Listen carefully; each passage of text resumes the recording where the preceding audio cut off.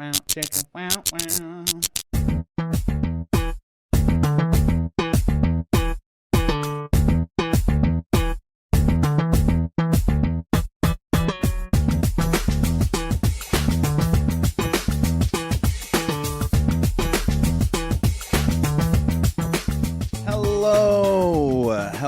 Hello, everyone, and welcome to another clean running Continental Currents wild washed water might go mill around mediocrely, migrate to the missionary down in Madagascar, Uncle Gary getting the gospel ingrained in him by God-loving guinea pigs episode of the Days Grimm. My name is Brian Michael Day. My name is Thomas Grimm. Did you forget? No, I just wanted to do the same thing you did. What's up, dude? Not much, you know. Just got a nice 10-mile bike in before the show. As you all know, I would like to take this moment of silence this week for my beard. Right. It was time to go. I don't think you understand how a moment of silence works.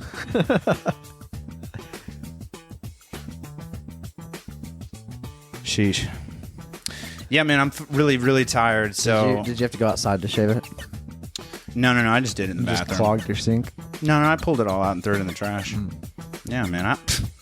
You think I am some kind of savage? Yeah. Good Lord, dude. You should have done like a diamond or like a triangle in your beard on the side, though. I was thinking about just going mustache. Yeah. Just being super weird. But, you know, there's all these Catholics around here. Right. And I don't want them to think that I'm, like, part of the crew. You know what I'm saying? No, I'm joking. Ouch. Yeah, no, that's a pedophile joke, everybody. That's all I got for this week, man. Hit him with that intro. Joining us this week in the Days Grimm shoebox, Matt Murphy. Hey, Wow. Matt Murphy. How are you, sir? How are you? He's not very good at speaking. I'm doing so well. You're doing good. Running Water. Yes, Yeah, Running Water Ministry. Yeah. There we Running go. Water. How are you, sir? You doing good? Yeah, doing well. So excited to be here. How What was- an introduction. I know, man. We go wild with the Yeah. intros, dude. Sometimes I just think of like keywords and I just build around that, and I just kind of let I let the Lord build it for me. I just kind of like let it come into me. You know what I'm saying? I'm just like, all right, guinea pigs, where can we go? The guinea really, you know what I'm that saying? one really got me. And honestly, like I really do feel like if there was an animal that, you know, maybe gets overlooked by the Lord often, probably the guinea pig. Why do you make it so annoying? Well, my question is, why does he let them die in such weird places? We Like had one die people's bedrooms. a sump pump under the fridge.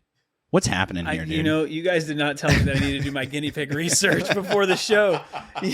Right now, I'm sort of thinking like, what is a guinea pig? They're the ones that like they make that weird noise. Like, can you do it? Like, I mean, that sounds like every other rodent, yeah, right? I don't know. Yeah, they're a strange rodent for sure. And who decided that they were just gonna that thing that squeaks all the time? Let me get it for my child and put it in its room.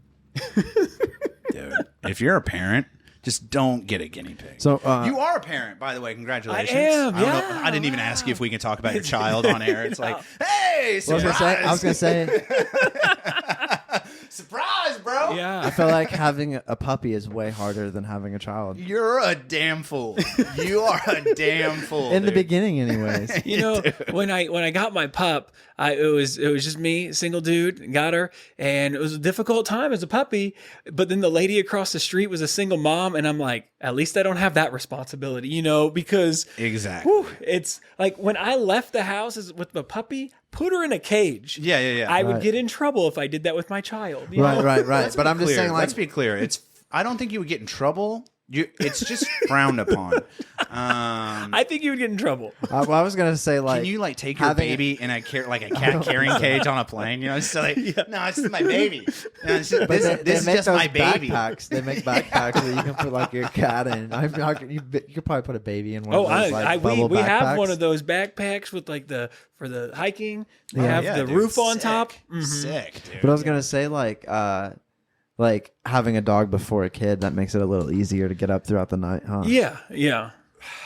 I Preventive guess. training. But for me, I want to talk about how great my wife is. I could sleep and have slept through a tornado before. So it's like, I do feel bad sometimes. You know, she wakes up, takes care of him. And I'm like, oh, you guys slept well last night. She's like, nope, we were up 4 times. And I was like, my bad. Can I ask his name? Do you want to say his name? Yeah. I know we're just like really intruding your personal life right now. No, it's all. What's his name? It's all good. His name's Ruben. Ruben, like the sandwich. Everybody. Exactly. Gosh, so you know when that's everyone, delicious. When everyone was He's telling not me, delicious. I love a good Ruben. Everyone was telling us to name our son something that's always good and stands the test of time, you know. And so I was like, I've never had a bad Reuben. So, I can't think of a time that I've had a bad Reuben sandwich, honestly. Yeah, there's also a Bible character named Reuben. I mean, that's so you know, Reuben in the Bible, very important. Old Testament. The Old Testament, yeah. I'm a big fan of Zeke. I like a good Zeke. Okay, Ezekiel. Yeah, I'm a big Ezekiel I like guy. Melchizedek. And then obviously Melchizedek. He's not very good. One time he was just like, yeah, Melchizedek molester. I was like, you're not even close, dude. You might get arrested if you say that out loud. No, but I'm a big fan of, my middle name is Michael, which is so weird. My parents named me Michael with no Christian or Catholic, influence whatsoever. They, for whatever reason, they named me, my middle name was Michael. And then, I served in the Army for 3 years, 17 weeks, 5 days, no big deal. Did a stint over in Afghanistan. That was a really great time. Really enjoyed myself over there. But if you're familiar with, like, I know Christians don't really, or I say Christians, but like non-Catholics, is that the right term? Protestants, because Catholics are Christians. Yeah, so it's usually like Protestant and Catholicism. Okay. So like the Protestants don't focus so much on like the angels and like the stories behind them, as opposed to like the Catholics who do. They I don't know. You don't hear many Protestants doing exorcisms. Yeah, well, that, and then like they don't do like the individual like angelic prayers or whatever, but the Catholics do. Right. So like I learned the prayer for Michael when I was in the Army, and then just became infatuated with Michael. And I actually kind of like raised myself Catholic. I had a friend of mine who I ran around with for a long time, and I would stay at his house. He would stay at my house, but every weekend I would stay at his house. We'd wake up on Sundays. I'd stay the night Saturday, wake up on Sundays, and go to mass. Where were you? Where were you born? It's actually, because I am a Christian, it's cool. There's Nineveh, Indiana. So Nineveh's in the Bible, Jonah and the whale. Right. Yeah, so he runs away from Nineveh. And so I was born, raised in Nineveh, Indiana. The only there's no fun fact about Nineveh. It's just south of Indianapolis. That's about it. Just the name is cool, just the name. From Indiana, you know what I mean? Yeah, we had a dude from like Oklahoma a couple weeks ago. Wow. Or where was he from? He went to high school. He went to high school out in like Oklahoma or Kansas it was Montana, somewhere where like prostitution and speeding tickets, it's all legal. So like, were you raised in a religious household? Yeah. Yeah. So you were raised in the church from like birth. From birth, yeah. And then like when you got out of school, is that when you went to like seminary or? Yeah. So I didn't know what to do major wise. And so I was thinking about it, and I played tennis, and that was a big deciding factor. Where can I get a scholarship? And I'm just mediocre at best. I was really good in high school because I went to a small high school. Right. But so it's like, where can I get to, where can I get a scholarship? Well, Oakland City University, they're like, we'll give you shout out Oakland City. Yeah, they're like, we'll give you a scholarship. So I was like, all right. So I went there, and then while I was there, that's when I was like, I'll just study the religious studies aspect of it. Yeah. So Oakland City University, that's where you got your undergrad. Yeah, your undergrad, and you have a master's. I do. And is that required of all pastors? It is not. Is it required of pastors to go to school at all? No, not really. Not it just depends on your denomination. So within the Protestant area, there's a bunch of. So does like non-denominational fall under Protestant? Yeah. Yes. Uh-huh. Yeah. Basically, anything that's not Catholicism, Protestant. Yeah, is the way he just explained it, right? Mm-hmm. Right. But I didn't know if like non-denominational, since it was non-denominational, fell into its own. Yeah, it's different. But anyway, they don't have to go to college. It's based on your denomination or your church's upbringing, and also larger churches, 2,000 people or whatever. They might want a dude who has an MBA or something, nothing in the religious area, but he needs to know how to manage an organization. Right. Yeah, exactly. I don't want to get too into the weeds on everything before we get down to. So basically, give me just a real quick summation of the direction in which this episode is going to go. So not only are you a pastor, what else do you do? Yeah, I was getting ready to say like time out for all those people. Yeah, who are give them like a short snippet Exactly. of what it is exactly that you and your wife are out there doing, along with water. Uh-huh. So if you're like, I don't want to listen to somebody talk about the Bible the whole time, it's not what it's. So what we do is with our dog Water, we go to camps and churches and things like that and raise money for clean water projects in developing countries around the world. That's a big passion of ours, really, because single dude, got a dog, and I realized I can name my dog whatever I want. Yeah, there's like no laws. Right? There's There are no rules. Laws. There's And no I'm like, rules. I can do whatever I want to do right now. Potato. Right? Like if you're a carb lover, just potato. Yeah, just potato. And so that really hit me. And so my name is Matt, and I spell it M-A-T. And so I was like, well, I mean, water shortened would be what? W-A-T. So, Yeah. I mean, and again, I can name her whatever I wanted. And I was thinking about it, and I was like, she's hypoallergenic because I want to take her to churches and stuff. So she's like clean, and she's going to be my running dog, and I wanted to have her inside. And I said, who doesn't want clean running water inside? Ayo. Boom. So Greased yeah, it. it's actually a terrible joke, but so I Clean running water. I like yeah, it. so I named her Water, and then it hit me. I was at a meeting, for a denomination or making decisions for our ministry for the whole world, and someone's like, you would be, or people in general would be a moron not to care about clean water, or you would be a moron to say that people don't deserve clean water. And I'm Was this around the time of Flint, Michigan? just after that, yeah. So I was like, I have an older brother, and he always tells me, don't be an idiot. And so I was like, well, I don't want to be an idiot. Solid advice. Yeah, right? It's a good, strong move. Hey, don't be stupid. Yeah. It's also from The Office.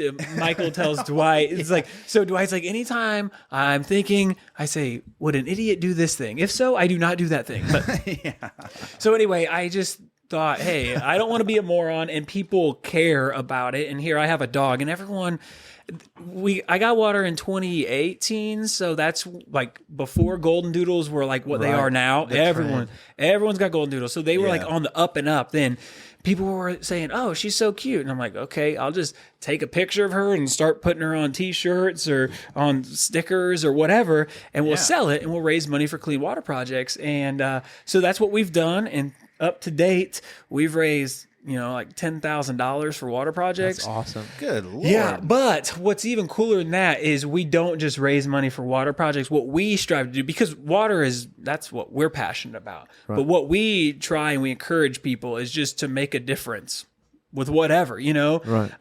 If you're like, hey, I'm really passionate about old people, well, then go hang out at the nursing home, just make a difference. And that's what our big push is. So yes, we go to camps, conferences, events, church, whatever. We talk, we go to farmers markets, and we, sell things. But our big thing is just do something great, Yeah, like you have all this energy, and like, especially if you're from America, it's like what's $50 a week to you? You know what I mean? Like to the average American, $50 a week is a pretty minuscule amount of money. And it's like we have all these like finances and money and like this free time. And it's like just go like take $50 a week and put it back towards something that you really, really care about. And then in a year's time, you've got like $1,000 to like, all right, I'm going to donate this to like Amish people that make oatmeal with wooden toothpicks or something. You know what I mean? It's just like they only make it with the toothpicks for some reason, but it's like organic and FDA not approved or whatever.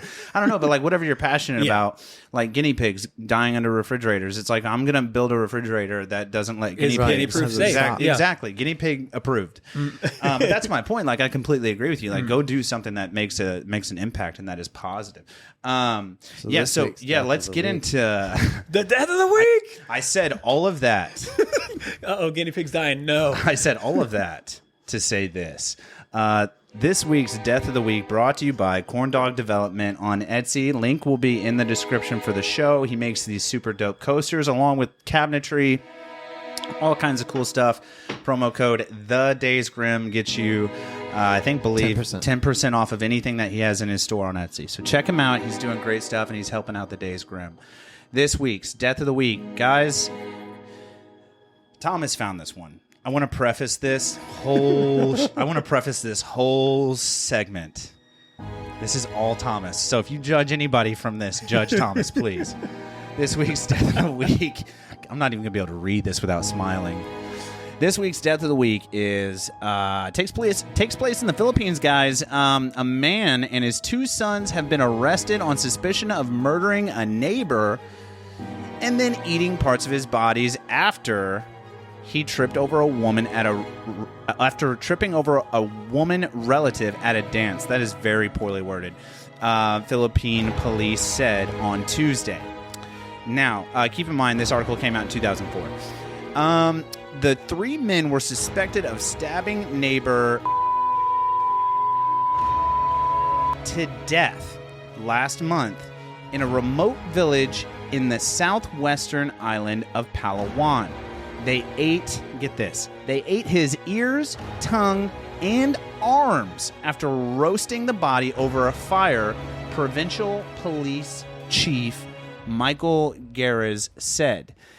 And then it goes on, a quote from Michael. He says, "They stabbed him repeatedly, cut off the man's ears, pulled out his tongue, and ate it," Michael says.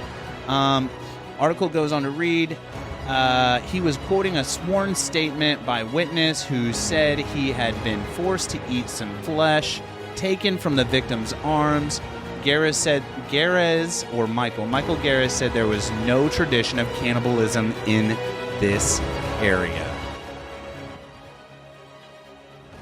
It's pretty dark, guys. Pretty dark. I didn't want to read this one. Just a heads up. I didn't want to read it. What part of the human would you eat? Oh my God. Like, I wouldn't go for an ear first. I know people that eat cow tongue. I'm more stuck on the fact that good Lord. Like, tripped over a woman. It was like at a his sister. dance. I got hung up on. Oh, dude, I didn't mean to trip over your daughter. And he's like, no, you're good, bro. And then they go and find him and kill him. Like, how does that equate?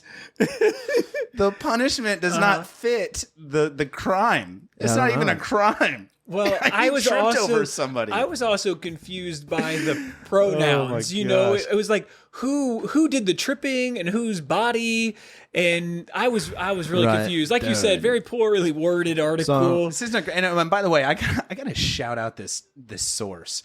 This is NBCnews.com. Yeah, it's a legit source. Who is your editor, dude? You guys make $7 trillion, $100,000 million, billion a year, and you can't find somebody to edit your damn article to sound decent. I was gonna say, but this happened in the Philippines. I want to answer your question though. What part of the human would I eat? Yeah.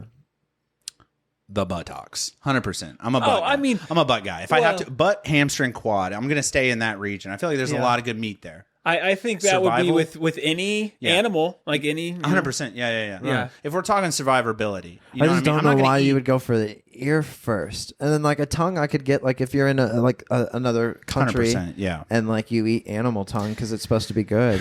Well, so have you guys been to the Philippines? I've not. No. Have you ever eaten Filipino food? Yes. Okay. They eat like fish eyeballs and everything. I didn't. But yes, they like serve the fish, and you're like, oh, I'm not doing that. Dicey. It's still alive. It's like slapping they on the want you table. to eat the eyeballs and everything. Yeah, if it was never crazy. Ate the eyeball. It's like supposed to be the best. Luckily, while I was there, though, there was another pastor, and he knew about Americans, and he's like, "I'll eat that for you," and I'm like, "Thank goodness, I got you, bro." Yeah, he's like, "I got you." But I say all that to say the pig face is probably my favorite part of the pig. Really? Yes. So an ear might taste good. The face of the pig. It's called sizzling. Well, if you cook it that way, sizzling, but sisig. And so Filipino, sisig, SISIG, and it is so good. Now my wife, however, she's like, not doing that. Right. But it is one of those things when I tell Filipinos, I'm like, oh, I love sisig. And they're like, oh, you love sisig. So I think they think white people don't like it. And then they're like, oh, you like sisig? You must try cow penis. And they just start like handing you random organs. And they're like, dude, what is this? Like a hodgepodge? So, well, I was going to say, like, when you go to some of these countries that you've been to, have you ever gotten like a warning of like, yo, like the indigenous people, like, you know, you got to be careful of like, they might eat you. You ever been somewhere where they do cannibalism? Never been to cannibalism land. I was trying to think of the movie I saw, and it was a horror thriller movie. I cannot remember the life of me. You know, like the guy that's hunting for gold. No. It's a group of missionaries. Jeepers Creepers? Oh, no. okay. It's a group of missionaries, and they're on a plane, and they're flying somewhere to prevent. It's South America because it has something to do with the Amazon rainforest, and they're going there to prevent this big like tear down of the Amazon rainforest. Long story short, they land. They're like on this plane flying down there, and they're all excited. These like 10 college students. They're like, "Yeah, we're gonna save the Amazon," and they're dumb and 20. You know what I mean? And so like, and then the plane crashes in the Amazon, and when they crash, they run up upon an indigenous people who they take cannibalism very serious, like religiously. And then they all just get eaten. Spoiler alert. I can't even remember the name of the movie. Well, it's already spoiled anyway.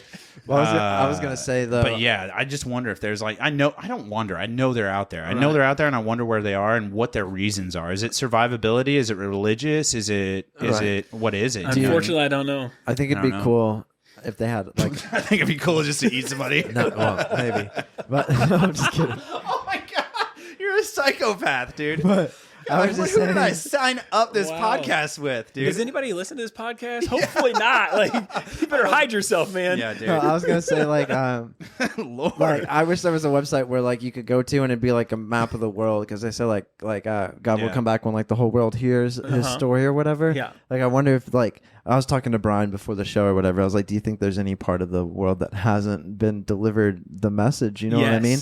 And then I was asking Brian, I was like, do you think we've discovered all the civilizations? Like, because we have satellites and stuff. Like, so you'd think that, like, they'd be like, oh, there's some, like, smoke out here in, like, the Western Alps of, I don't know, wherever. Who's that one that Rogan always talks about? The indigenous people on an island out by Madagascar. It's like this random tiny little bean island that nobody goes to for good reason because every time somebody goes there, they die. Just, like, kill them. Yeah, they kill them. They're dwindling. Their numbers are dwindling, but they are a very, very malicious group. Like they take towards everyone hostility.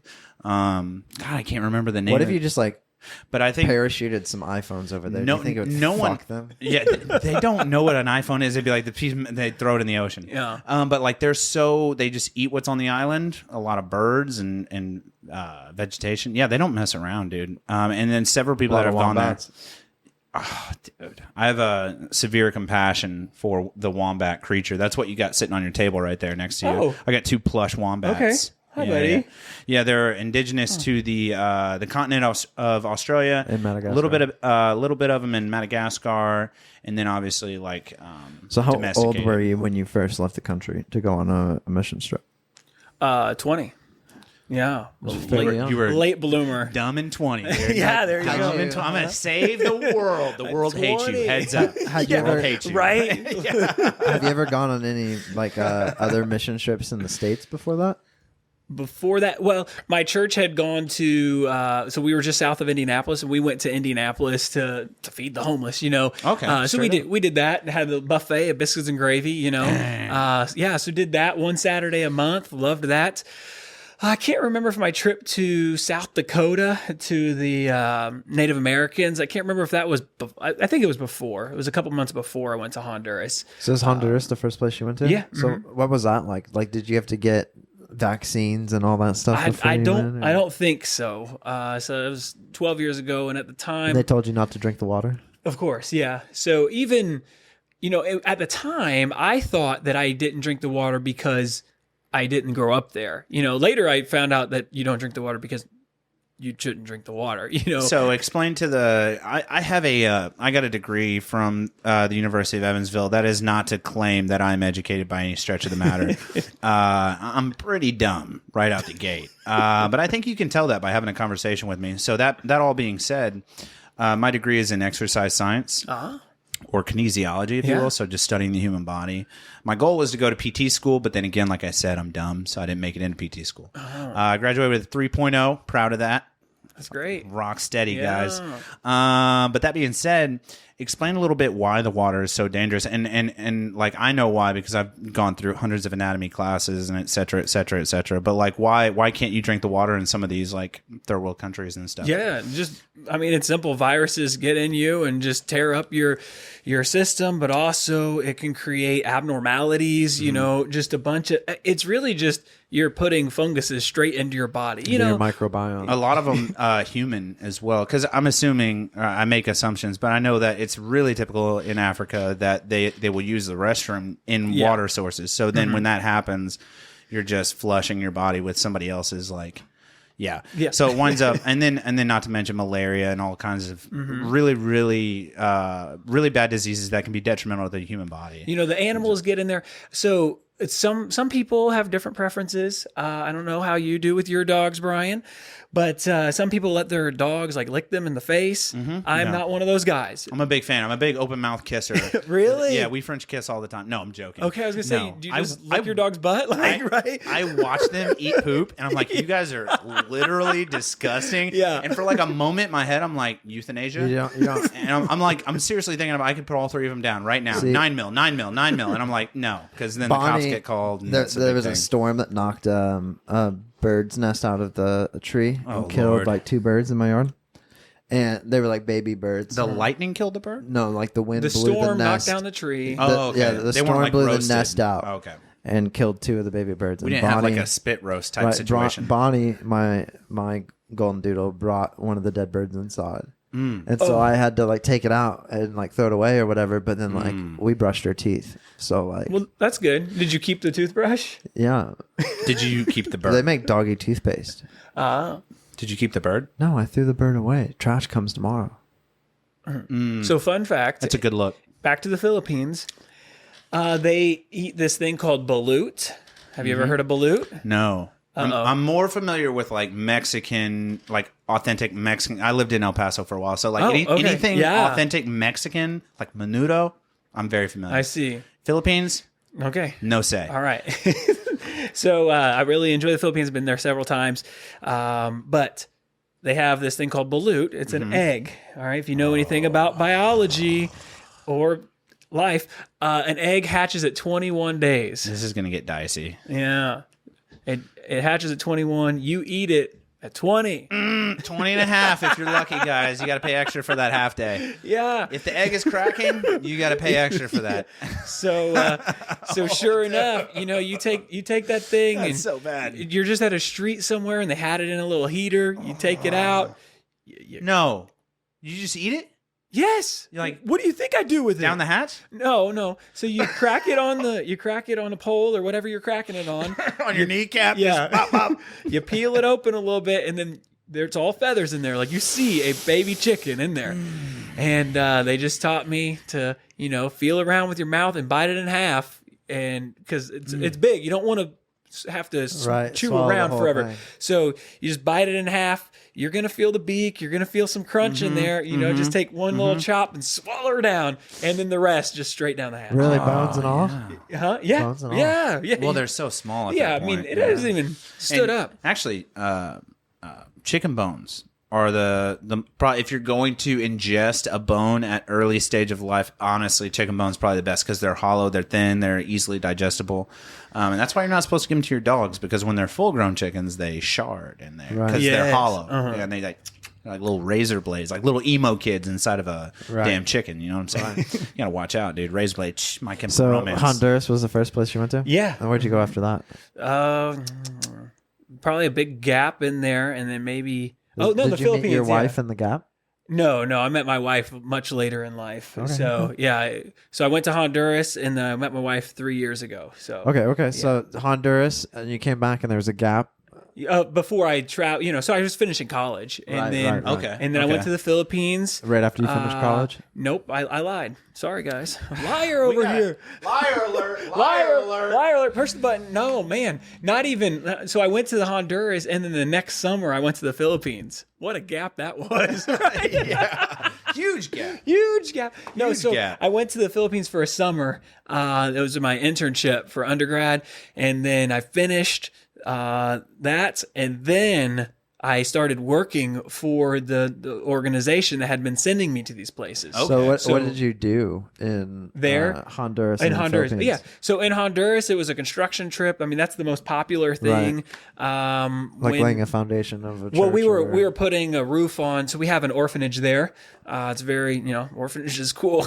So we put what's called tejas, or the tiles, put those on the roof of one of the houses Like in the clay orphanage. tiles? Yeah. How do they just kind of like overlay? Yeah, they just or- overlay. Yeah. You just sit him on there, and you're in, it's blazing hot, so you wake up at 6 and then And take the the tiles get siesta in the hot. middle. Yeah, so you're up on the roof, and we did that, but it was just for a week. I'm not an expert. And then in the Philippines, I was teaching. I mean, that's what I enjoy to do, and most of my trips since then have been educational. How many trips. different languages do you speak? I only speak one. Love. Yeah, He doesn't that's speak right. English. Only love. Only love. Yeah. No. So in the Philippines, their educational system is all in English. And then recently I was on an island, but it's U.S. territory, so we speak English. Yeah. Did you learn? Okay, so not to get too involved in the Filipino culture, if you will, but you said they all their school or escuela, if you will, for the Hispanic listeners. Again, I'm like 3/4 Mexican, so I lived in El Paso for 3 years. Fully Caucasian, 3/4 Mexican. You get it? Yeah. Got it. So for their escuela, they speak mostly English, but what language did they speak before? Was it Cantonese? No, or? so Tagalog is their Tagalog. Yeah, Oh, okay, and it's okay. very Spanish. Really? Yeah, That's intriguing. Because It's not like- the conquistadors were there. Okay, fair enough. Yeah, and so Filipinos really love us thanks to World War II. Yeah, you're welcome, guys. It's pretty. No big it's deal. I pretty don't want to crazy, say we're though. really holding it down for you, but I you forget know? where I heard it, but it's crazy how like forgiving almost that like region of the world is. You know what I mean? Like even Yeah. Japan. You know what I mean? Like we nuke them and they're like, oh, like America. also I gotta say sorry. I don't mean to be so foolish towards the Philippines, but seriously though, you're welcome. Because you've had every part in World War II, right? I have a lot of family that served though. You know, I think I had an uncle that was a cook in he was a cook in Korean War. Damn. I got somebody that served in World War II. I'm phasing out. I can't remember at the moment. But yeah, no. But okay, so they speak Filipino, but or Tagalog, yeah. Tagalog. Is that alive still at all? Yeah, they still speak it. Really? So Okay. when I say they just want. So Filipinos, and this is not derogatory at all. Filipinos' number one export are their people. Like that's what they say. Yeah, when you say it like that, it definitely. I know. Had you not prefaced, Yeah. be like, is he talking sex trafficking? Yeah. Like, no. So No. they have a partnership with that area of Asia. Yeah. And so they just go. And they go to work. Yeah, they go, and go somewhere to work. As a mission organization, that's valuable to us because they can get into places that we as Caucasians cannot get into. Absolutely. But even for them, it's very beneficial because they can send money back to their lucrative. It's lucrative. great. So it's beneficial, socially and spiritually. It's just great. But what you'll learn about the Filipinos is they work. They are workers, and that's why they're good at what they do. They go anywhere, they get the job done, and they're very. Heck yeah. They listen to authority, which is maybe that's why Americans don't. So when you when Oh you yeah, when we you are go to questionable at best. When it comes to any kind of like hierarchy, Americans are like, no, I know what I'm talking about. dude, what's So- going over here? I was gonna say though, some of these places though you get to see a different style of life, almost like a bush lifestyle, like a bushcraft style. Yes. But Or did you like get to like live a bush light? Did you get to live in like a bushcraft like village basically? Unfortunately, not. So in the Philippines, Davao City is, I think, geographically, it's in Mindanao Island. It's at the bottom. Okay. I think it's geographically the largest city in the world. Don't quote me, but it's we big. won't. What's it named again? What was it called? Davao City. Davao. Yeah. How long was the flight there? So you fly from here. 49 hours. Right. Yeah. Sorry, So, are they on the moon? no, so from here to Japan is 14, and anywhere you go in that side of Asia, that's the flight. Did So you get to take a day to No. see Japan? No, Just so straight gunning. yeah, so then you go from Japan to Manila, which is the top. It's the big city in the Philippines. Yeah, I've probably heard of that one. Manila. Yes, So then once you're there, You get on a smaller plane. but not yet, you have to. So you will always get there at like just how the flights go. You'll get there at 10 p.m. and the flight to Davao doesn't happen until 6 in the morning. So then you're sleeping in the airport. Davao. Yes. Yeah, My so, favorite. So then you get on. And this one's not tiny. It's just a regular airplane, like if you were going to Right. Detroit or whatever from Indy. Yeah. So when I first thought, I'm like, I'm getting on this tiny. No, it's a normal plane. So then you fly down to Davao City, then you get in a car and they take you to where, and again, the city is huge, and stoplight. It's just the traffic. I want. What kind of car? Do you remember what kind of car it was? Probably a Mazda or Mitsubishi. Yeah, but they stay Japanese. Did they have their music their music playing? Or I mean, they can. The only reason I ask is we had a missionary that went down to Peru, I want to say. And they said that when they got back, like people in Peru, if their brakes and their horn went out at the same time, they'd fix their horn and not their brakes. That's and I got it pulled up here actually. Oh, that's Manila there. Yeah, Manila is. Oh, were we not? Oh, we were talking about. We went Davao. to Davao City. Yes, Davao's the next biggest. Okay. Yeah, geographically. Yes, Oh, not population. Okay, so the population actually, just for the listeners, the population in Manila. In the Philippines is, and that picture looks dope. They got 1.78 million. It's basically 2 million folks that live there. Sorry, not to interrupt your story. No, you're right. I just wanted to. I was wondering, like, what is the population? So you go from a normal plane to just a car or whatever. Yeah, then we get the car. I was so imagining in the like Philippines, a boat. It's very popular to do these things called jeepneys. So after World War II, Jeep knees, yeah, like kneecaps.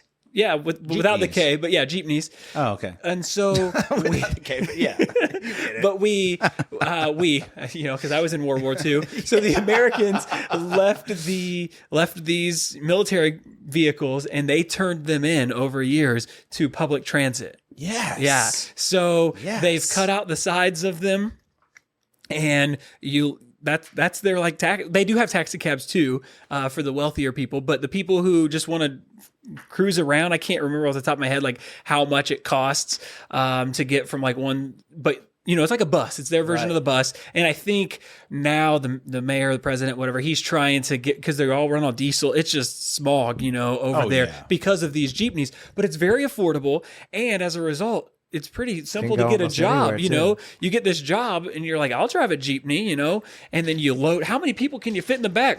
How many people can fit in the back?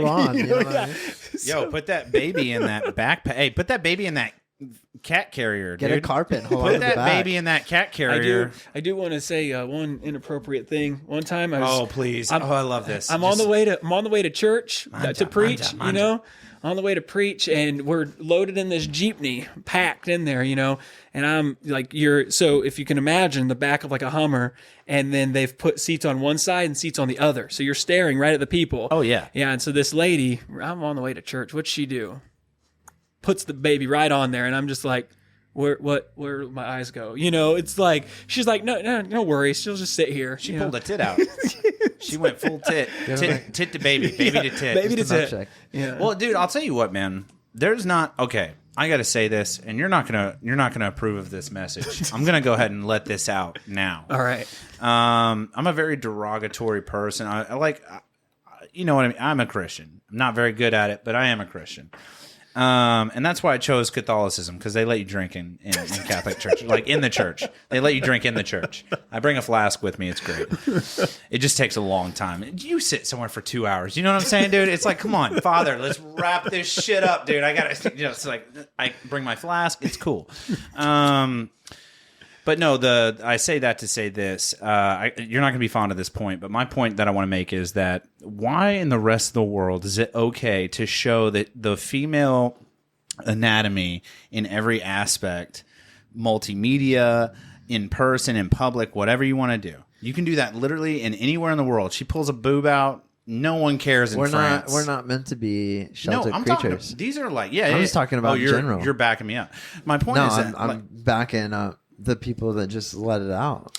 Yeah, man. Like, we're animals. You know what I'm saying? Like, why? Okay, so this is... it messes up your body, though, too, because, like I always wear a hoodie inside. Like, always inside my house wear a hoodie. And that's not good for your body. Your body needs to learn how to regulate its own heat. Yeah, so my point is that, like, I just want more female nudity. That's all. I just want to say that. My full frontal is preferred, but if I could just get a boob, that'd be great. My point is that, no, I'm joking, but like seriously though, like the male nipple is not a big deal. Female nipple, devil. Okay, thank you. Like, okay. I am on board with that. I do see that. Now, vagina, you're stretching it, but yes. But it's like, why are you allowed to see mine? Yeah. But people, and so the thing is, when it becomes like the sex, or for Christians, and the lust. Since America was rooted on Christianity, I think that's how it becomes. But you begin to wonder like why. So a lot of times I don't think it's fair. It's like I'll just swim with my shirt on too. Like it's not fair, you know. But my wife, I'll go buy a bikini top with my wife just to make a point. You know what I'm saying? Like we'll both be out there matching tops. So that's what you should. That's what like local bars, they won't let you in. Yeah. If you're wearing like Nike sweatpants. Mm-hmm. I went in to pick up my girlfriend one night because she was like, I need somebody, you know, I need a ride home or whatever, right? And I pull up. I'm not a big bar guy or whatever, but like I go in to be like, hey, I'm here, you know, and they're like, can't let you in. I'm like, why? And they're like, you got Nike sweatpants on or whatever. And I'm like, turn around. There's literally 8 girls standing behind you. Leggings. In yoga pants. Uh-huh. Like if I run out to my girl's car real fast, Put her throw leggings on her leggings. Can I come in? That's what like her parents wear in town or whatever, and I threw on my gray like Under Armour like running winter gear or whatever, you know, for underneath your running shorts. Yeah. And she's like, "Are you gonna wear those?" I was like, "Yeah, I got a t-shirt on. Why not?" You know? Got a t-shirt on. I just want to make that point though. Like, yeah, man. Like, I don't necessarily want to just see a whole bunch of vaginas. Okay, that's not what I'm getting at here, guys. And what I'm getting at is that like I don't see the I'm bringing to light the inequality. Like, if you go to Europe, it's like complete just boobs all the time. In It's just Florida, it's just boobs everywhere. In Florida, they have a permit that you can get to swim without your bikini top if you're a female. Good for them. And you know what? Florida just doesn't give a shit. And that just validates what everyone's been saying for like 60 years. Bro, Florida just doesn't give a shit. We went to Florida and we went out on a boat out into like Oh the my God, you guys out into murdered the water. somebody or No. what? And they have like this island out there that a bunch of people park at, and we parked out there, and they have like these cages for when sea turtles lay their eggs. They put these cages over yeah, it so that way yeah. people can't get in it, but like the sea turtles can get out. Okay. And I was like, I'm gonna go look at some of these turtle eggs. You know what I mean? And I'm like looking around the island, and there's like 2 that you can see the crates, and there's like bushes by them. Mm-hmm. I got then there's just a dude laying out butt ass naked, like old dude, like just bronze on the beach in a towel, just like laying there. That brings another point to my argument is that like I would love to just go like dong out. Like and no in no way. I think it'd be cool to Tarzan it. It's like a Oh, washcloth in front. like a loincloth Yeah, situation. just in the front. Are you going to actually use a washcloth? I would probably wipe my hands on it like it was a washcloth, That's almost fair. like an apron. That's fair. That's actually, it brings utility to the situation, and I like where your head's at. Right. But like, I'm a big fan of just like, have you ever swam naked? Have you ever swam naked? Yeah. Best feeling ever. You just feel like an animal. Well, it was dark, and I was afraid the fish were gonna, so Nibble. I was a little more afraid than in peace. I was worried about it. When you But being I was gonna naked- say when you were a kid and swimming in a pool, were you like afraid there was gonna be like a shark or something in the pool? No, but I was always like, dude, I think we still need to get you tested. My point is that just being naked in nature is such a great thing, and if it happens to be a hot tub, that's basically nature for me. But what I'm getting at is that like I should just be allowed to be naked if I want, like in no sexual frame of reference whatsoever. That's the problem, though. Yeah, according to the Bible, like we just make it that way. We're All just the we're just and that's what happens. but could you imagine if your 80-year-old neighbor mowed his front lawn naked? Good for him, man. Give him a high five on the way out. Give him a high five on the way to work. Out the Mustang, just bop. You were Get talking, it, Clarence. Get it. Clarence.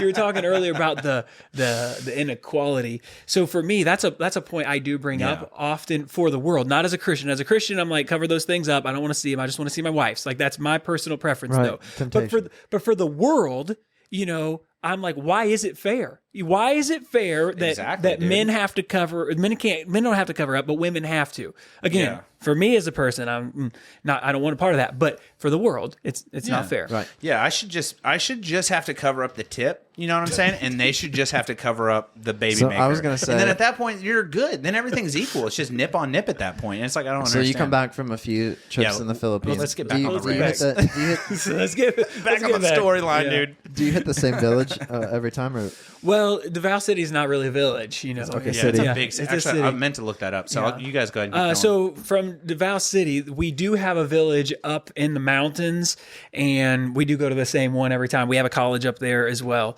And that is joyful. If you know anything about the Philippines, you know it's hot, Right. You know, but up in the mountains, That's what they did with the Dalai Lama. Is when he escaped China and went to India, they had him like in the base of India where it's real hot. Okay. And like all the people that went from Tibet to there were like roasted. You know what I mean? Yeah. They're used to the mountains in yeah. Tibet. Uh-huh. And they eventually gave the Dalai Lama like his own little place up in the mountains, up along the border Okay. of Nepal or whatever. Uh-huh. But that's what I was gonna say. Like, I bet going up into the mountains, it was 20, 30 degrees cooler. It was just, and I mean, you're still right next to the equator, so the sun is still piercing off your skin. But if you have an umbrella, it's just nice up there. And I often say that I was born in the wrong time, and my wife's like, "But I wasn't born in the '50s." But when you go into the mountains of the Philippines, Yeah. like that's what you get. You know, the internet's not there. There's the phone is, everyone's got cell phones. Johnny But- Cash is still on the radio. Like, yeah. So it's a lot slower living. It's Right. not this high pace. I got to hit these deadlines and these goals. My kid, he's 5. He's got to be in 5 different basketball programs because he's going to the NBA. It's not that. It's just slower. Right. So I really Did you get to enjoy take water on any of these trips, or what did you do with her? when No, you were- so no water. No, she's never left the country. She's one of those people who doesn't. oh, she doesn't she's know. domesticated. Yeah, She's yeah. an American dog. She's American only. Yeah, that's But right. I was gonna say what's funny though is, well, I was gonna let's get into you meeting your wife and Yes. this journey. When does that even Okay. happen? So Are you ready for the crazy story? Just so, Yeah. let me just can I get a quick summation up to this point? So like 2010 we go to Honduras. Yes. And you're how old? 20? 20. Mhm. Okay. Dang, you know what? So So, you're you and 21 I, when you go to the are the Philippines. same age. Yeah, You're I think you're a I think you're 1990 I think baby. you're 1 month older than me. March 30th. Yeah. I'm in April. Dang, I dude. Well, know. happy belated birthday. Thank you, thank so you. you're 32. You know what I'm saying? Yeah, It feels yeah. awful. Yeah. I welcome- listened to a podcast the other day of your guys' and I was like, "Oh, he's a month older than me." Wow. Dude, so in 2010 we go to Honduras. Yes. After And then the summer after that you go to The Philippines. The Philippines. And then I start working. And then you come back from the Philippines and finish college. yeah. Okay, so then we finish college in America. Yeah. And then from there, have we covered anything post college graduation? No. So what happens after you graduate college? I start working for the service, and then I just start sending teams. So I work for them as like a support service manager, basically raising money. Well, yeah, raising money, but also managing all of their spreadsheets and their things, their passports to be able to send these other Absolutely, teams. yeah. Yeah. So we would send, I don't know, over 200 people to 7 different countries a year. And so they would send all their checks and all their stuff. You're almost like a project manager Yeah. or like an organizer at this point. Yes. Okay. So, and I was like the step under, so I helped the project manager do his job, but Oh. sure, whatever. Yeah. I basically did his job for him. No, it's no big deal or anything. I was freshly out of college, so remember, like an entry level job here. So yeah, I did that, and then from there, I started working for and with churches locally. Okay. Yeah. So and you're in Evansville at that point. Nope. So then I moved to Cookeville, Tennessee, and helped someone start a church plant. So from nothing, they're meeting at the movie theater every week. We come in at 5 a.m. We turn a movie theater into a church. And anyway, Wow, that's cool, Yeah, though. it was cool. It we used was to really do it cool. with high school gyms. Okay, When I was yeah. growing up, we High school started gyms, cafeterias are real popular, but we did it in the movie theater. It's pretty cool. But after I helped them get to where they're at a good spot, then I came back to Evansville and was pastoring and working with teams. Again, just only short, like 10-day trips Right. is what I would take from there. So we do that for, what's the duration between you finishing college and kind of doing all these different projects is what it sounds like, really helping a lot of folks out, doing the right thing, getting stuff off the ground. How much longer from there until we meet your wife? Is it a while still? Yep, still a while. So what's the next So I was big- 29 when I met my wife. what's the next big venture while you're doing all these like pop-up churches, if you will? You Yeah. know what I mean? Like pop-up tent revivals. That's kind of what my mind goes to, just because like honestly I was born and raised in southern Indiana, but honestly I feel like I was born and raised in Georgia. I don't know why. I'm just like, I feel like southern. You know what I'm saying? Dude, those I people feel that, like- Well, you're from El snake Paso, handle- right? Yeah, Like, well, no, you are I'm Hispanic. I'm from here. But yeah. I lived in El Paso for 3 years, 17 weeks and 5 days, so I'm basically 3/4 Hispanic. So yeah, I resonate with the South. So, but you're doing all these pop-up churches. Do you have another mission before you meet your wife between, basically 21 and 29? No, just helping local churches and doing a lot of short-term trips. Yeah. You ever do like a big fundraiser or anything? Or like a huge event that just... do you have one that sticks out in that stint from 21 to 29 that like... when I was working for the headquarters, now this isn't really fair because it's the headquarters. We have 700 churches around the country. Correct. But with that, we raised $250,000 for disaster relief in the Philippines. So, I mean... There was that, but... For the tsunami, correct? No, it would have been a typhoon. Or it was a typhoon, yeah. That was the one that they put all over the news. I vaguely remember it, but yeah, like waves were like 50 feet high. Like they were... So this one, I think... This one was probably... So that would have been a tsunami. It was the big waves. But this was a typhoon and just like storm after storm after storm. Oh, so it was a little... of the tsunami then, okay. So this was a little mainland and it really hit our churches. And I think it was disaster. Like they would send pictures and we're like, whoa. But anyway, we raised $250,000 for that. Sent a container over full of stuff. So not only did we raise money, we also got people to donate things. Yeah, it was just that was a really big $250,000, folks. That's $250,000 for the layman. And I'll tell you what, dude, thank you. $250,000 is nothing to just like, throw a sneeze at. You know what I mean? I've done a fundraiser for Folds of Honor. It's an organization that helps. They help fallen soldiers. Yeah, fallen soldiers, soldiers that have died in war. They help their families continue on with their education, even with what the Army gives them. So when your dad or your mom dies over in a war somewhere, you get free college already just from Uncle Sam. Well, the Folds of Honor helps them buy laptops, backpacks, supplies.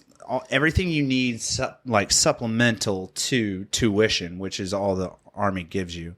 But I did a fundraiser for them and raised, I think it was like $12,000 because we raised $6,000 and we got a match from our from Franklin Street Tavern and they matched us whatever we made, which was like or it was like Franklin Street Tavern, Working Distributors, which is a beer supplying company, and then several other folks. But basically, we raised $12,000 for these folks, and I was just even able to do that little bit of that little bit of a difference. I was just like, wow, $250,000. But again, it's working together, and that's one of our big things. I would just shit out a golden doodle. I would just be like so ecstatic, like I would just go base jumping for no reason.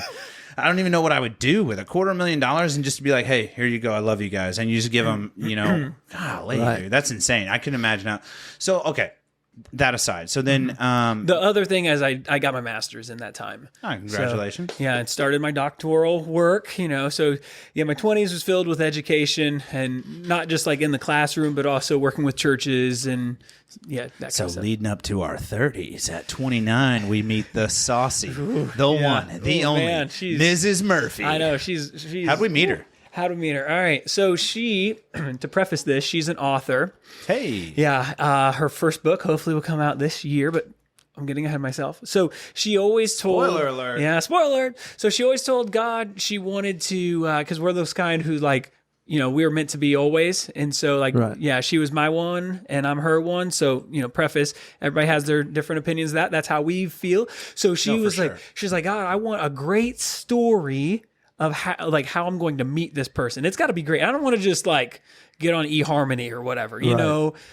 I want to Christiansmingle.com. That is a thing, actually. Yeah, Did you know that? Okay. Oh yeah, for sure. All right. I didn't know if you just like picked something and you're like, I've been there, dude. I've been there. Okay. Is that how you met her? No. Okay. It's much worse. I don't want to talk about it. All right. I'm joking. So anyway, she wanted a good story. So I'm getting ready to go to Saipan for 2 years.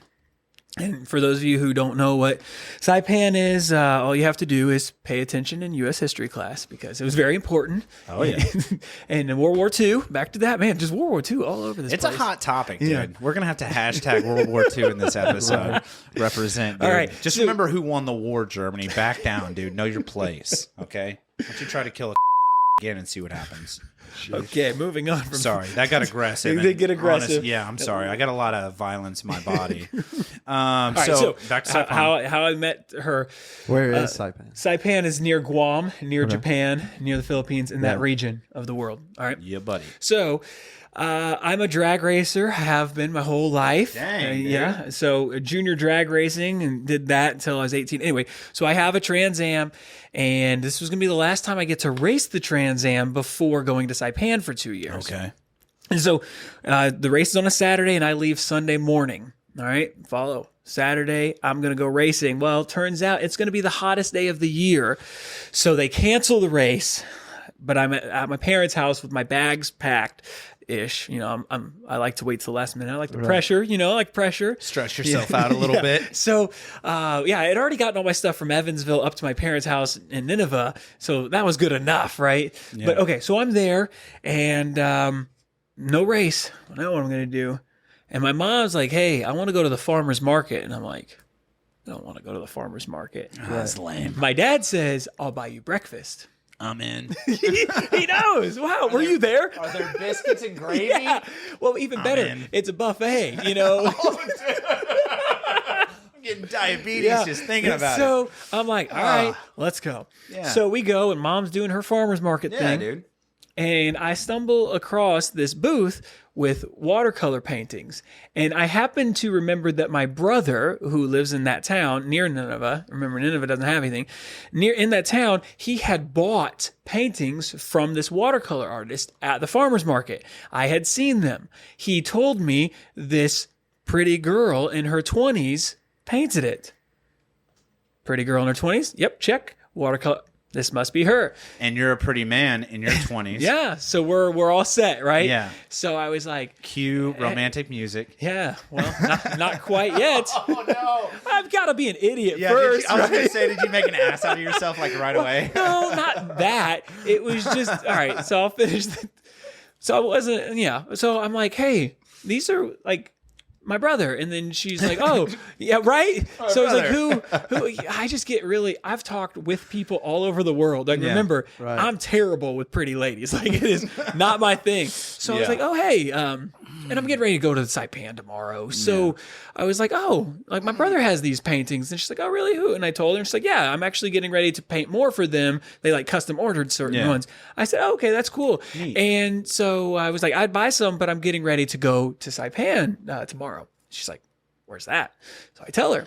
And then she is like, oh, I lived in England for a year. And now reminiscing on the story, she's like, I wanted you to know that I'm cool too, right? Yeah. And then so she's like, one up me, bro. Yeah. Well, so then I was like, okay, that's cool. I'll find you on Facebook. And she's like, I don't do Facebook. And I was like, she's like, I have Instagram. And I'm like, I don't do Instagram. This is not a good start. Not a good start. This is not And a great she's like, start, dude. I said, I'll try to find you somehow. Dude, She's I'll like, Venmo you or something. Yeah. I don't know. And so, but I just left it at that. And I was like, okay, that's fine. I just walked away. And and it's a farmer's market, so there are flowers there. And my dad, who, remember, he's a dad, he's like, you should probably buy flowers for that girl. And I'm like, Dad, That's tacky. yeah, people don't do that. This is in the 40s. Right? Oh, thank you. I was like, no. Vietnam ended like 50 years ago, Dad. Why don't you chill Well, out, that's dude? not what we do here. So then we're getting ready for breakfast now. Well, there are two breakfast places. One right next to the car, and one across the street from the farmer's market.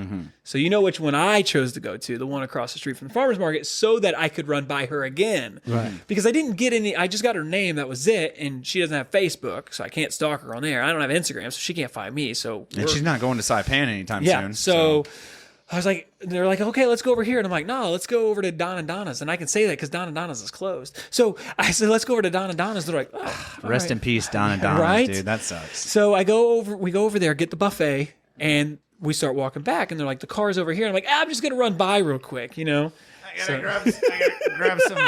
gotta grab some flowers. I gotta grab some.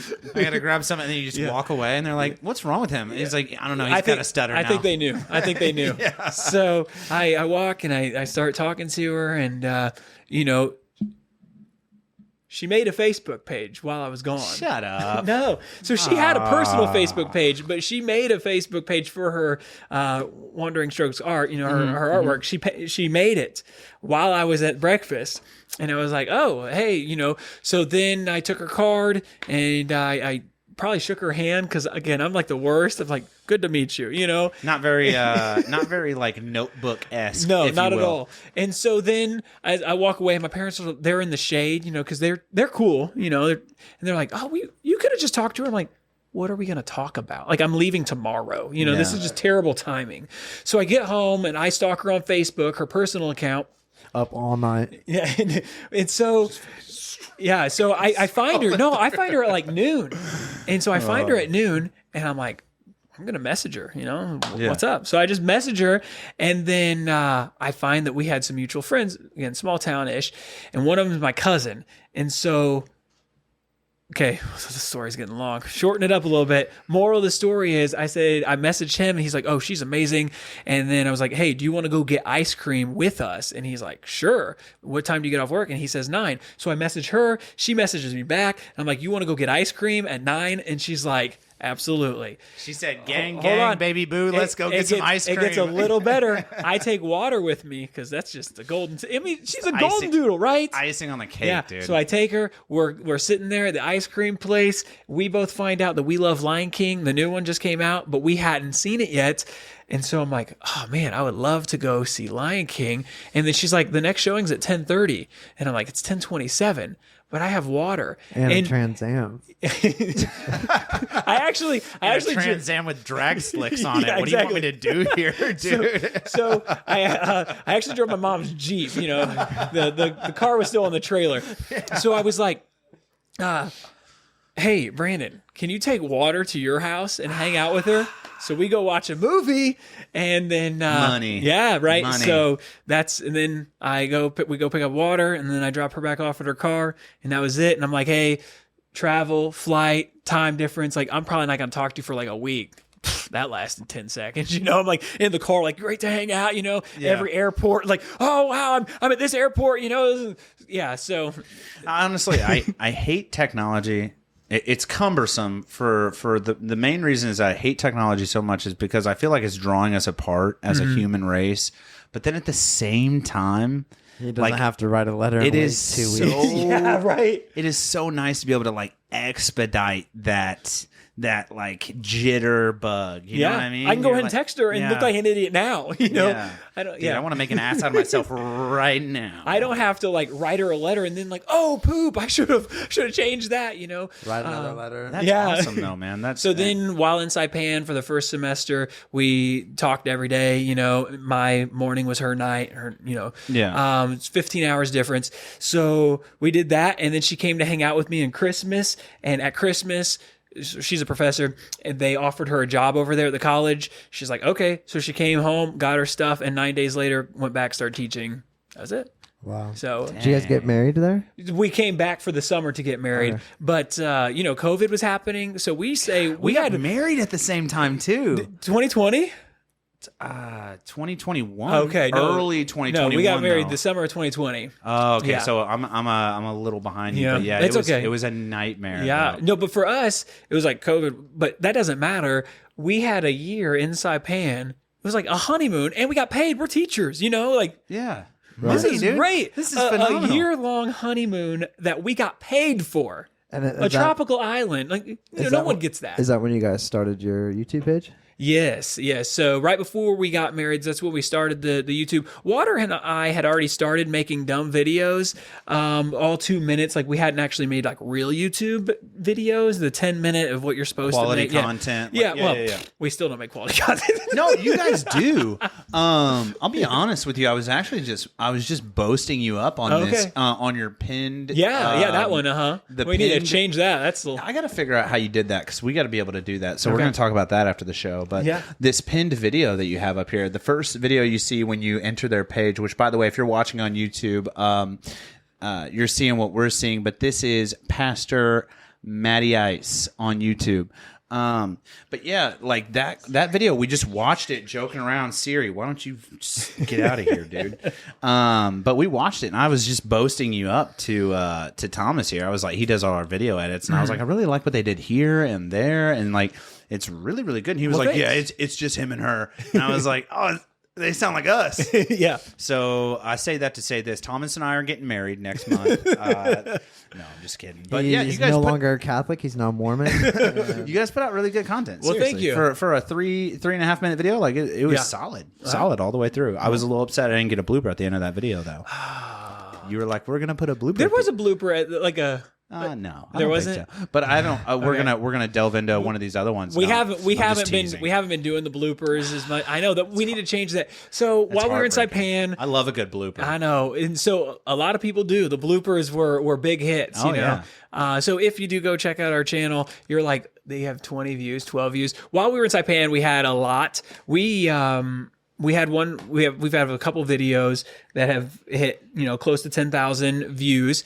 And we did this thing, Victoria and I did this thing where we walked across the island carrying a 5-gallon water jug to, raise awareness for water projects. Absolutely. The island is 15 miles long. So nothing really impressive, but it was, it was That's 5 gallons. That's a job. It was a jaunt. It took 6 hours, and so I started carrying. But we made a video about it, and then we submitted it to the paper there, and then the paper where we're both from in Central Indiana, and they're like, "Yeah, we can put it on there on the front page of both of them." So outstanding. As a result, got a lot of traction there. I was gonna say, so like when I was raised in the church.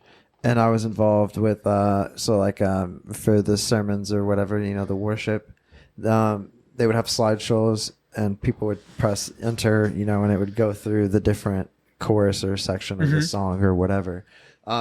You guys do something similar in the language of Saipan to religious songs of like you have a voice over like a lyrical video on your page? Do I? I believe like this one right here of the oh, that's in Tagalog. That's One Way Jesus. Yeah, that's close to Tagalog. Okay. Yes. So that one there, Visaya is what it says. That is a local region. So what I was saying earlier about the Philippines, they have a bunch of sub-languages, and the language that the people who I go to, Cebuano is what they speak, but then there's another regional language of Bisaya. And so while I was there in undergrad, and my friends taught me that song, that was in 2011, and then, just a few months ago, I was like, I'll redo it, because we make all the devotional videos for the school over there, because they're still distance learning. They know we like to make videos, and the kids, like us, I guess.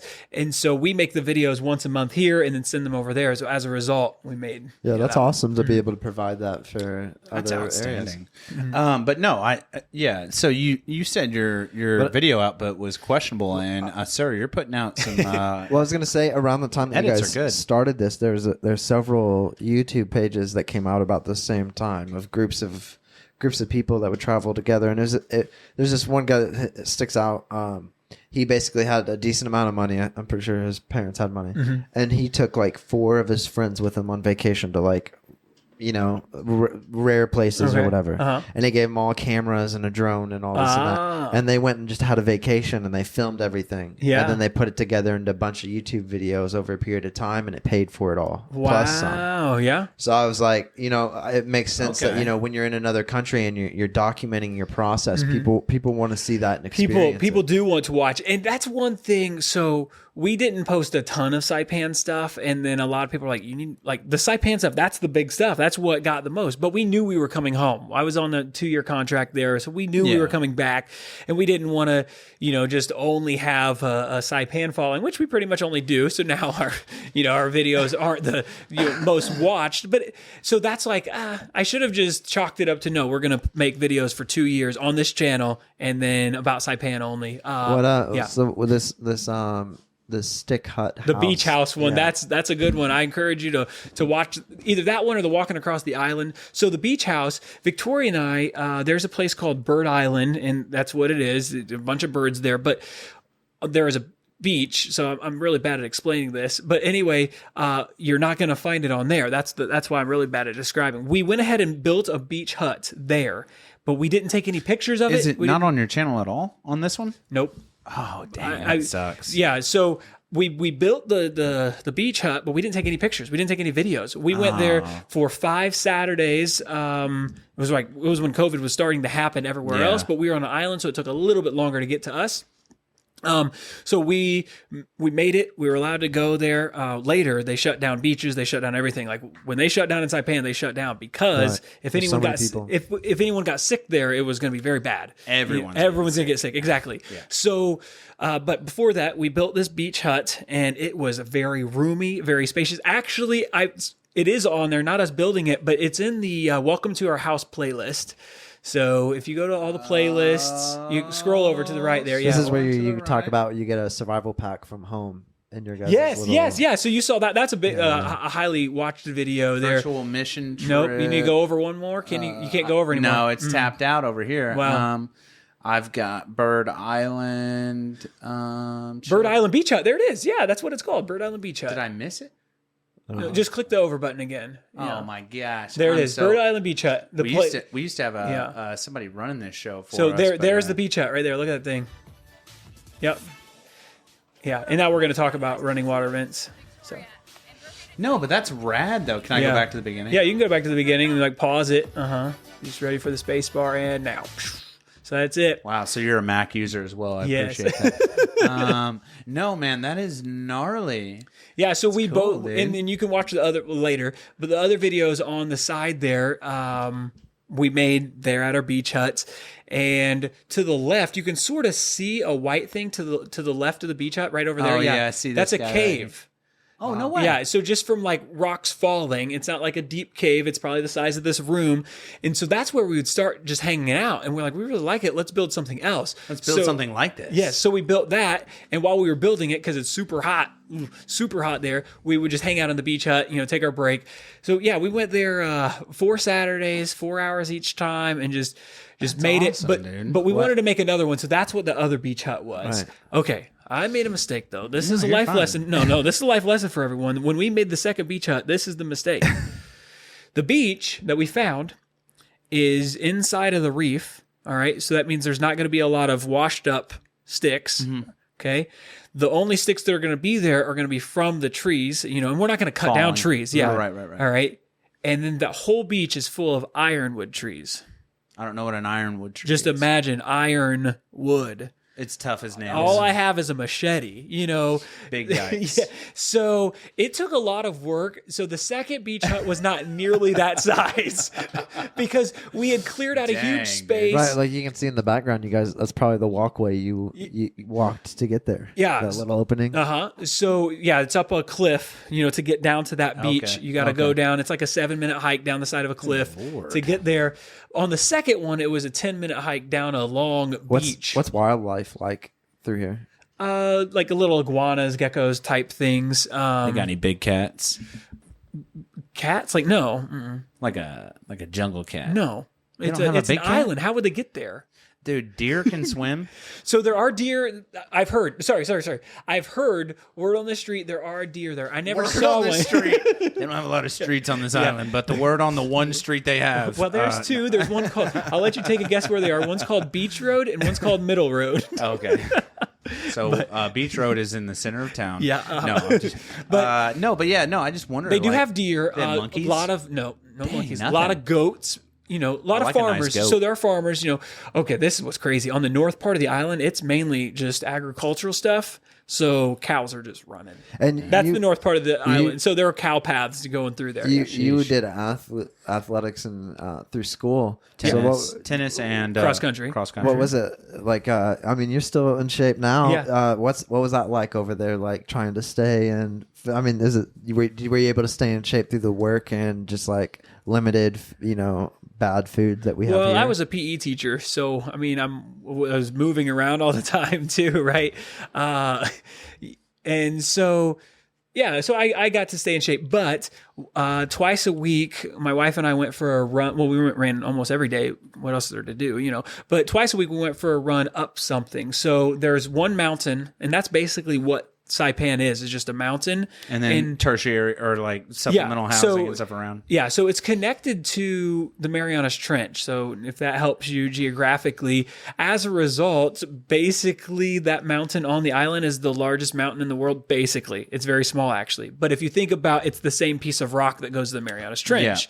Yeah. Right. So, but it's very small. I think you have to be 1,500 feet above sea level to be a mountain, and that's like 1580, so no, it's something like that. It's not really a mountain, but it feels great on the mountain still. Very cool, breezy. The houses on the mountain don't have air conditioning typically because it just feels nice. Right. But anyway, so once a week we would run up the mountain. We'd park at the bottom, or she would drop me off. She would drive a little higher. So it'd be, I think my run was like a 2.5 mile run up the mountain. Yeah. And then the other time there's this thing, I can't remember the correct name. This, again, not derogatory. This is what it's called over there too. It's called Suicide Cliff.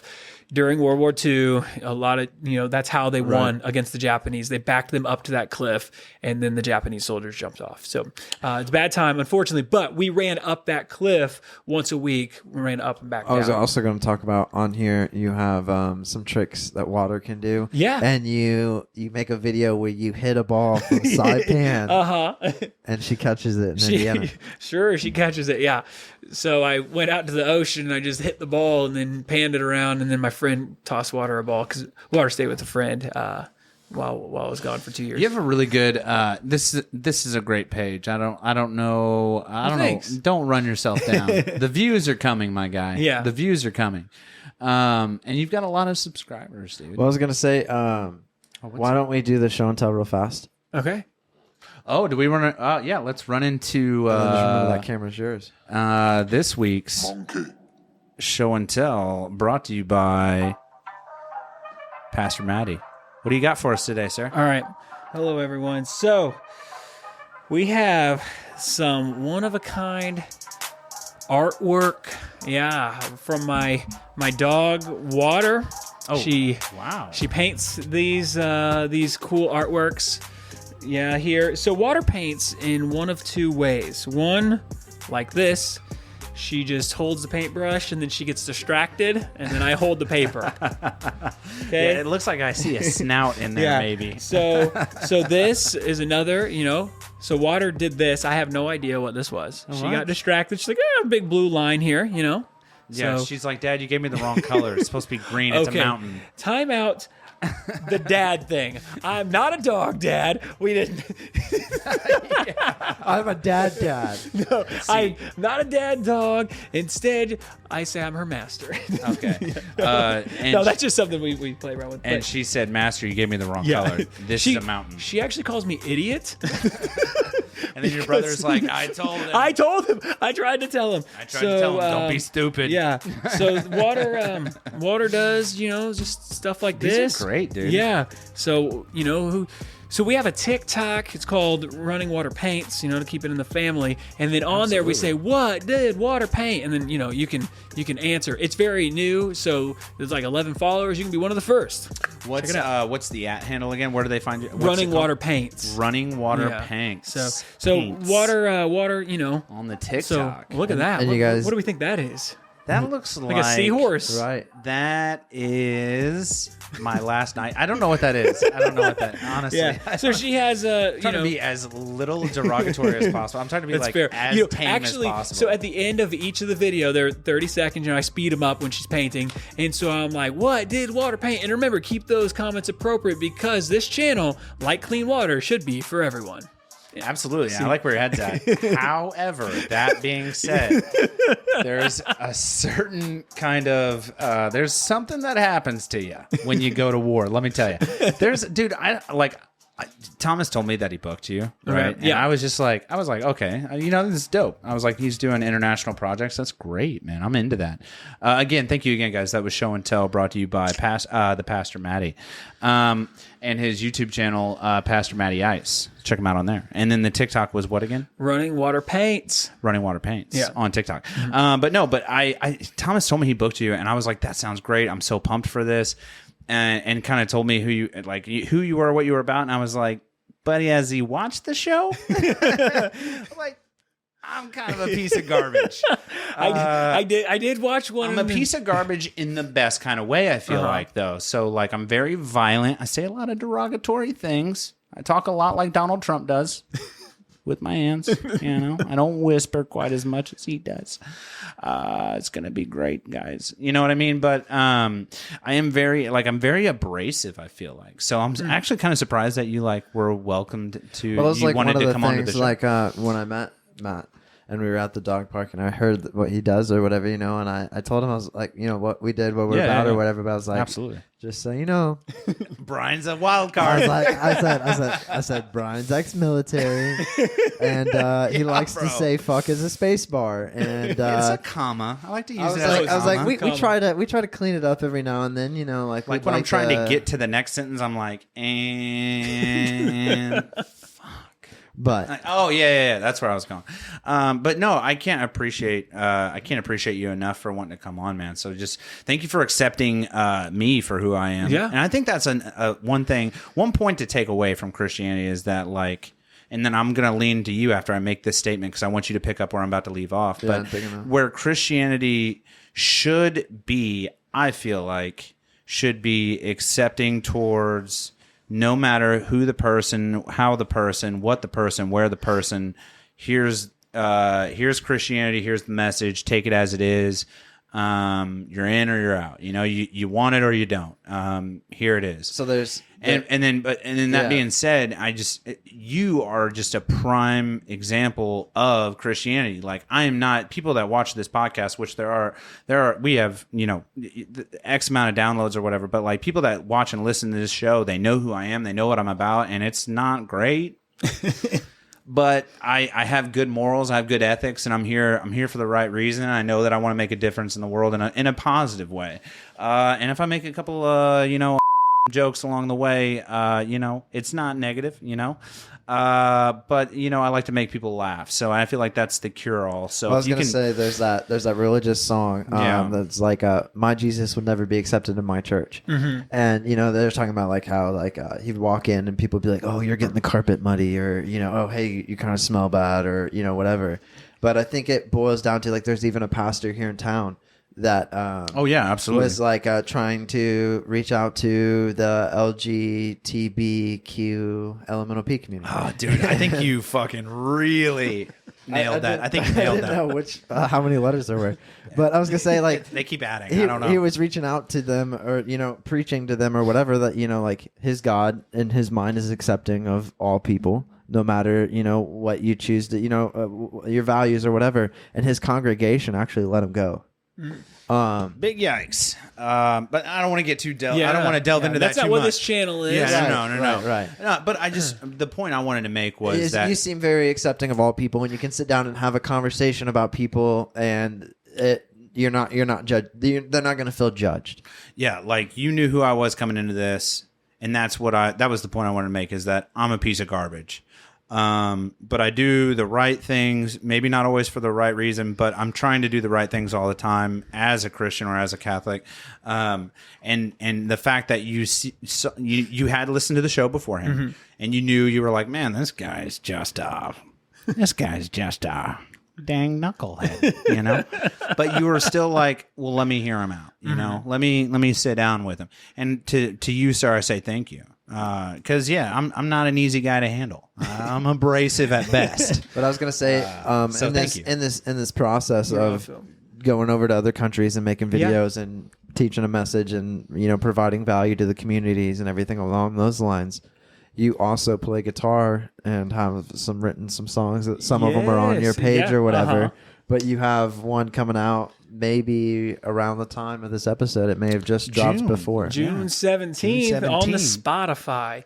So I'm not or all platforms. All places. Yeah. All I was getting ready to say, I'm not like an expert in that yet. So if the Spotify channel doesn't have a picture, doesn't look good, I'm still trying. I got to figure out, because when you have your first song, because Spotify's tricky in that if you don't have any content, then you can't get onto the Spotify for artists. Mm-hmm. So even though the song is already scheduled to come out, Right. I still can't get in there because it doesn't exist yet, you know? So, but anyway, yeah, it's on all platforms and it's called Running Water Music. And again, the reason why is everything that we do, you know, goes back to the Clean Water Project. It's just who we are. And also your beautiful dog. Yeah, my beautiful dog. Which will be at the end of the episode. I'll put a picture of her. Ah, great. Yeah. And she's beautiful. Yeah. So I write a lot of dumb songs. You know, I have a couple, they're not on any Does platform your wife yet. help you? You said she writes. Does she help you with any of the She words? does on certain songs. A lot of not the dumb ones, you know. She did help me with a song "Kraft Macaroni Cheese." It's on our YouTube channel. Big fan. Yeah, I say she helped me with that one. I read the directions off the box. That's what the lyrics. You know? She does a lot of the video work. Yeah. So she used to, while we were inside Pan. She was teaching at a college that gave her Final Cut or something, you know, part of the Adobe package, and she no longer teaches there, so she no longer has Right. Final Cut. So now I just do all the stuff On Apple Movie, you know, or iMovie. on my iMovie. But yeah, so Running Water Music. I think that's another thing to touch on too, is for people out there that like, you know, like we hear it all the time when we ask people like what we're going to ask you in a little bit, you know, like advice for other people or anything. But we always get like, just do it. You know what I mean? Like Nike or like, you know, just start doing it. You know? Do it. Yeah, But it's, like, it's a good But thing. like, you know, nowadays iPhones are superior, and with an iPhone you have great video quality, audio quality, and it also comes with like iMovie that you can edit it all on. You know what I mean? So like really all you got to have nowadays is a smartphone. Yeah, it's super simple, and that's one of our taglines. And so we try to dance between excellence and just simplicity. No, simplicity. Oh, okay. Because, you know, early on, and that's why I say dance, because early on some of our videos you couldn't hear because I didn't want to get a microphone. I didn't want to do certain things because that's not what normal people. I just want to be like applicable for all people. Everyone can grab your phone and make a video for something to someone to impact your life and to impact their life. Everyone can do that. But when we start adding, you know, microphones and we add all these other things, and that gets a little difficult. Wizardry, if you will. Yeah. But at the same time, it's important, you know, so I have to have, I didn't record the whole song on my iPhone. Like, you know, I got the stuff for it, to record it. And so we try to dance between just being simple and just being able to make a difference with what you have. That's our tagline, you know, with Running Water events. Just to whatever you have, just grab your iPhone, make a video, and send it to someone on Facebook Messenger. Yeah, and tell them you love them. Do some positive stuff Yeah, out there, man. Like go give a homeless guy a cheeseburger, dude, or something. You know what I mean? Because he'll. I think we should do that for an episode. Is pick up a homeless guy, take him out to eat, give him a shower, and then record an episode, talk about whatever, and then just drop him off. And then just like, all right, dude, where you want to go? Blindfold him so he doesn't know. Wow, that's a kidnapping. That's a kidnapping. Jesus Murphy. That's. I pulled out immediately. I'm just trying to look out for your safety. Is the trunk involved? No. Yeah, Holy, dude, this sounds like it was cool until, yeah. I do not support. I was getting ready to say I could support this. I was getting ready to say we could be a sponsor for that episode. No part in this episode. I'm just saying, like, The take him to Golden blindfolding. Corral, and then, like, once you hit the west side, you turn on to St. John, be like, hey, wear this blindfold 2 minutes. Pull up to your house. This isn't Iran, dude. I guess, I mean, if he met just you. fucking blindfold somebody. What are you talking about? Lay back on this board, and What is we'll get wrong some with you? water. And We're gonna be on like the world's most wanted list. I think maybe he was looking out for your safety, Right, so right. that he doesn't show back up to your house. I'm not trying to Dude, get I'll this let him homeless come man back. shot. I don't care. We're not blindfolding a grown man Okay. or woman. There's Yeah, homeless. I was getting ready to say There's we need to homeless be women out inclusive. there. Yeah. Homeless person. or homeless, whoever you are, because there's a lot of nouns and stuff out there now. I don't even know the difference between a pronoun and a noun. I'm gonna be honest with you, but whatever. I didn't do good in Whatever English. you are, I'm into it. Just know so that. funny. He said I didn't do good. It would actually be well. I didn't do well. He's like, I'm proving my point. Yeah, dude. He's like, I don't learn good. I don't word good. Dude, I'll tell you what, man. You guys are doing some solid stuff, dude. I appreciate everything that you guys are doing. You guys are putting good vibes out there. Basically, what you're doing is what's in my heart. And then the way that it comes out of my mouth, not the same.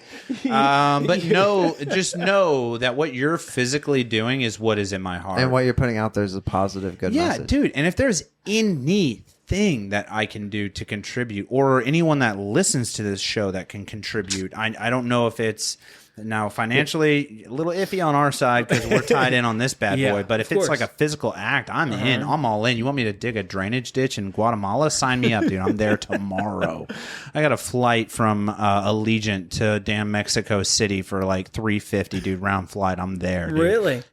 Yeah, dude. Yeah. Well, actually, I don't know if Allegiant does international. So hold on. There's a connection somewhere. Might get to anyway. El Paso. You got friends in El Paso? Dude, I got friends in low places, dude. George Strait. So I was going to say, getting into where people can donate or get involved. One, touch on all your links and where they can find you and your music and everything coming out. How and can then them help? Wrap up on that back end of like where they could donate or get involved. How can everyone help? So there is a place to donate money, but it's on probably one of our services. There's a link for it. Anyway, to donate money for wells, what we primarily are doing now is digging wells in India. That's our main focus. That's where our guy is. But anyway, so there should be a link on our Facebook page, which is Running Water Events. I don't really post there much. I just post stuff on my personal stuff. You'll have to get me that link, and we'll make sure we put it in this episode description. Mm-hmm. Yeah. Okay. So the main links I post regularly on Instagram, and that is Running Water, at Running Water Events, and then TikTok a few times a week. I'm on the schedule, and that's Running Water Paints. And so, one of the reasons that y'all can help is just to make a difference wherever you are, however you can. When we go to churches and we go to camps, we end like every time with, we do water projects because that's what we're passionate about. But what are you passionate about? So one of our, I'm getting my doctorate in education. So to teach someone or to motivate or empower is the key word in education. To empower someone to do something great, that's a win for me. So if, to make a difference, I guess you could, to help us out, just do something great. And obviously for us, we do it for God's glory. But for you can do it for whatever glory. We just encourage not to do it for your glory. And that's when it gets like really limited. If you're just making a difference to pat yourself on the back, right. It's like, oh, I'm awesome. Yay, look at me. Do it for other people. Awesome. You're not, right? Not awesome, dude. So do it to help out other people and do it to make other people's lives better, not because you think that, they need this, but because they actually need it or it'll actually help them out. So that would be one of the ways. Share our stuff, because that's what our message is on our videos. Again, just make a difference. And again, for us, it's making a difference for His glory. And how can we bring people closer to God so that they can be. So Brian, you can be your best self. Thank you so much for that. Dude, I feel like I think I am as good as I'm going to get. I'm going to be honest with you. Well, I disagree, but we can always get better. One thing that I do want to bring up before we tie this bad boy off, I'm actually going to make another whiskey while you respond. But one thing that we kind of like brushed over and I kind of want to get into a little bit, and then we'll tie off on this. Like I especially, and then actually, I don't know Thomas's life inside and out, but we've all had dark times, or like a really, really, really, really hard time. Like you don't know how you're paying the light bill next month, or you don't know why, or if you're going to be alive tomorrow. You know what I mean? Mm-hmm. The darkest times, like when the rubber really is meeting the road. Have you had a moment like that before in your life? Offhand. Yeah. And then okay. Also just supplementary. So it's a 2-part question. Okay. Then so there's that. Think about that. And then also kind of what got you through that moment. What got you to the next day or the next week or the subsequent months or whatever. Okay. So a difficult time would have been right before Saipan. For a few different reasons, and it's like what's going on in my life. So some bad relationship things, some people, and this is with people who you thought were your closest, and then you find out they're not. You Right. know? Do you guys ever watch Survivor? Yeah. Oh yeah. For real? I used to be religious about So it. Survivor is my thing. I want to be on Survivor, so that's how you can help me out. No, so I'm Sponsor this guy. I'm not. I would totally do like Naked and Afraid. Sometimes I watch that and I'm like, yo, what is this person doing? Like they're like ex-Marine Billy out here and then you can't even start a fire. And I'm like, you can hold your breath for 12 minutes, but you can't start a fire. It's like, yo, bro. He never right had shoe to. on his Yeah. left foot. He doesn't know. He's just eating crowns. It's like, dude, Marine. I don't know. I don't think I could have. I don't think I can do that. I like the political aspect Right, of right. Survivor, and so I apply every year. That's something I want to do. I'd love to be on. I'm the going to start game. applying. Send me that link. Yeah, it's on cvs.com/survivor. You know, There we go. Yeah. There we go. Plug, baby, So, plug. We should both sign up religiously. I'm ready, Yeah. dude. So it's in the fall is the best time because they cast in the early spring/winter, and then they film back to back in April and May. I heard if you get voted off, you still stay there on resort the whole time they're It filming. depends. So for sure, if you make the merge, that's where you're hanging out, you know, it's called Ponderosa. But before that, it just depends. Sometimes they'll keep you in like a holding tank because, but Big Brother for sure they keep you because the show's not over yet. Right. So you're just hanging out. Yeah. So anyway. So okay, yeah. All Back right, to the darkest. sorry. But that's why I ask, because when, you know, if you're watching Survivor and you have these allies and then you realize they ain't your allies, and you know you go to tribal council and they vote you off, or they go to tribal council and they vote someone else who you're like, what the heck just happened? So like in the couple years before Saipan, that was happening a lot to me. You know, a lot of relationships who like you just bad And things. you know, kind of you just- find that out in life, like too. But like it happens once, like I would say, like mid-20s is like, you know, you hit this bar phase if you're like just a regular person or whatever. You know, you hit this bar phase and you have all those friends, and then you kind of get whined out of it and you drop out of that phase. So you lose a good chunk of friends there, and then like in your late 30s, either they start having their own families or work or whatever, and you lose like another chunk there. I feel like, and then you're left with just like a core group of people. Yeah, so it was a difficult time of people leaving, people I felt like betrayed. Now, obviously, I'm an idiot, you know, so I'm causing these things You're too. on my you team, know? dude. You're on an my idiot, team. yeah. Yeah, dude. So Yeah, it's bro. like my selfishness is coming out, or my bad things, and then your feet get held to the fire, you know, because it's your fault. And then to live with that fact that it was your fault, and then to continue on, because I'm a very relational person. So money does not matter to me, and that's why I say, like, yeah, you can send money to help water projects. That's cool, but like supporting me, that's my biggest thing. You know, the relationship is very important. 100%. So when that's gone, that's Yeah. that's just like when a rich dude gets poor, you know, like for me, because I had these friends, I had these people I've been pouring into, and now nothing. Oh, do you want me to top it off real quick? I get a dog to ease my pain. I have this dog 5 days, and she breaks her leg. Right? And I say that I don't care about money, but I'm a pastor, and I've just finished my master's, I think, at that point, or I was getting ready to finish my master's, so I'm paying. I don't have any student loans, so I'm paying for this. I'm saving up for my doctoral stuff, like, because I don't want to have any loans. And my dog's leg breaks. Now I got to take her there. It cost $1,000. I just bought a Golden Doodle. So if you're adding up this stuff in your head, you know, It's going fast. It's going fast, guys. We're $9,000 deep right now. yeah. So like I said, she's raised $10,000. So what pushed you through? What pushed you through that? You know, that is a good point, or a good question. I think our greatest strengths, our greatest weakness. So friends, other friends, people, and what I've learned, you guys have probably learned it too. You know, the people who you reach out to the most, they ain't those people. Like, you have those big supporters in your life, whoever they may be. Most of the time it's your family, and they will do anything for you, Oh, yeah, for despite sure. your idiocy. But you don't want them. Like you want to go the difficult route, you know, and you're like, I want these people to love me.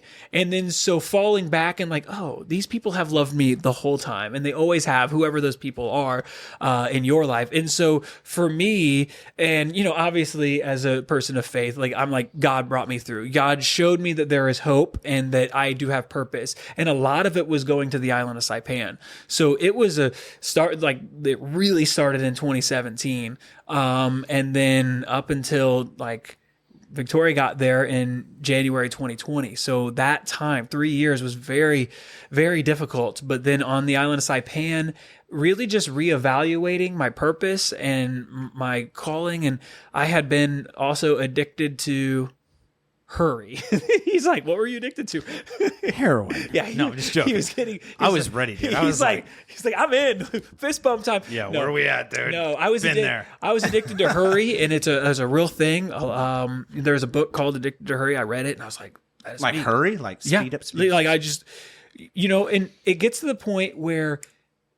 Maybe you guys are, so sorry I'm calling you out, but you're on the Lloyd and you're like, I just, you know, you're zooming in and out you of ask people. God for patience and he gives you 100 situations to be patient in, and you fail every one of them. And so I was addicted to hurry. So as a result, even before I went to Saipan, if you know anything about island, they're on an island time, you know, so I had started during that time just saying, I am addicted to hurry and I am going to stop going to any automated service. So I did not go to any ATMs. I didn't go to drive-through windows. I didn't do the self-express checkout at Walmart. I intentionally made myself wait. Slow down. Yeah, I had to slow down because I was just in a hurry.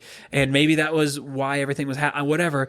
But then I go to Saipan too. And in Saipan, I just got so much because they're a society, slower. you know, slower, but also they love people. And there are a lot of Filipinos on Saipan. And so just people loved me and just unconditionally. And it was just like, wow, this is great. That's where you needed to be. Yeah. So it definitely was.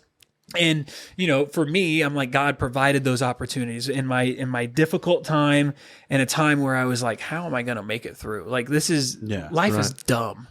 And instead, right? Like we've been there. Life is dumb. And God, for me, was like, go to this beautiful island and wait, what? I'm going to pay you also. What? I'm going to bring you this beautiful lady. You're going to get married and you're going to have a year-long honeymoon. It's like, could you be better? Like, you know, could this be better for my life? And then God was like, also, that beautiful dog you have. Yeah, he's staying back in the States. That was like, we can't afford airfare for him. Sorry. But you'll see him in a little bit. Yeah. No, man, I said him. Yeah. It's okay. She's great. She's beautiful, by the way. So, Thanks. and you guys can see her on his YouTube channel or on their YouTube channel. Again, that's Pastor Maddie Ice. Yeah. And you guys are putting out good stuff, man. So Thanks. keep it up. The views will come. And in case you're curious, who cuts Water's hair? This guy. Really? Yeah. You get down there with some sissies? No, I got the. Ah. So they're like he knows he's got Golden Doodle. It's like $100 to get a dog groomed. Oh yeah. And so I told myself, well, we just got back from Saipan, and I looked to Victoria, my wife, and I was like, you know, if someone called me up and said, hey, will you go to work with me for a couple hours? I'll pay you $100 every time, right? Right. 100%. Yeah. So I'm like, yes, I will do it. I'll go buy the professional groomers for $150 and I'll get those clippers I will take 2 hours once a month to cut my dog. And she's beautiful, by the way. Yeah. You do a great job. Thanks. But yeah, man, I just I relate to who you are, your story. And then again, like the thing that surprised me the most is once like Thomas really broke down, he told me who you were like months ago when we booked you, like a month or two ago. And then I was just like, okay, sounds cool. You know, I'm focusing on the next guy coming up and the next guy coming up and the next guy coming up. And then in the last couple of weeks, he really told me who you were. And I was like, and he's listened to the show. He's like, yeah, he's on board. I was like, can I drink? He's like, yeah. Can I swear? Yeah, kind of. I was like, can we make a joke? And he was like, don't do it. I was like, okay, well, we'll just go from there. No, but I appreciate it. I do appreciate it. I know I'm thoroughly impressed by you in every facet so far. And I look forward to, we'll probably have you in again, honestly, Yeah, if you're willing to do a round two sometime. For sure. We didn't get to cover everything. Yeah. but you're putting out a lot of good stuff, man. You're putting out a lot of positivity in the world. So I just really want to thank you for accepting, first off, me, and then Thomas. He's a little bit lesser of an animal than myself, but thank you for accepting the two of us together. Yeah. So. Thanks for having me on the show. Yeah, no, and I just appreciate your time, dude. So, last second, if you have any handles that we haven't already put out 1,000 times or whatever, anything, the rest is yours. Do you want to put anything else out before we end the show? So I did want to. My wife drew this. So this is our beach house, the one in Bird Island Beach House. Bring it close to the. Well, you can have the sticker. Oh, no way! For you. Really? Yeah. So you can hold it up in front of whatever camera you want. So it's a sticker, and then so how we got started was. This sticker here. You can have this one too. This is Water's face. Yes, I love stickers. Yeah. So there's Water's face there. Beautiful. But my wife drew the beach house, and that's why I just wanted to say, I sometimes make a mistake and use the wrong pronoun and say my channel or Water and I or whatever. But it's like Victoria has a huge part in what we do. One, she lets we have a newborn, and when I'm like, hey, I need to get this song out this week so it can hit the due date to come out, she's like, all right, you go in the office and lock yourself in there and get the job done. Oh yeah. So having that support, and I would just encourage you to find a supportive person, whoever that is. But check out our channels.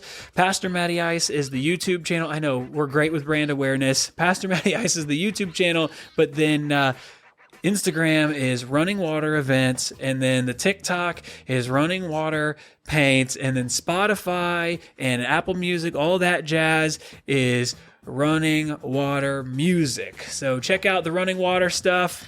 You can see Water. There she is. She paints. So beautiful. Yeah, there it is. Look at that cool dog there. Oh my gosh, dude.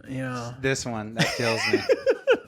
Dude, just thank you so much for everything. Well, thanks for letting me be here. And we're going to put all the links in the description that we spoke about today. Yeah. Links to help out Matt and Victoria. Links to help out the and water and help out all these other countries around the world, and then to help out the Days Grimm, those links will be in there. Help out the Days Grimm. Links for corn dog development, links for everybody. There's just links on links. I'm excited to be. It's like a chain link fence in the description, dude. So get in there and click something, dude. I'm excited to come back so I can ask you guys questions. We didn't get to it. I know we're shorted. We got shorted, man. But I appreciate your time, and I can't thank you enough for just accepting us for who we are. Yeah. So seriously, thank you. And thanks to the people listening to accepting me. Absolutely. Pastor, how you didn't click off, you listened to the whole thing. So thanks. You're too easy to listen to, man. So this has been another thrilling episode of the Days Grimm. I'm pumped. Also, Brian Michael Day. My name is Thomas Grimm, and this has been Mr. Matt Murphy. Thank you, guys. Bye bye.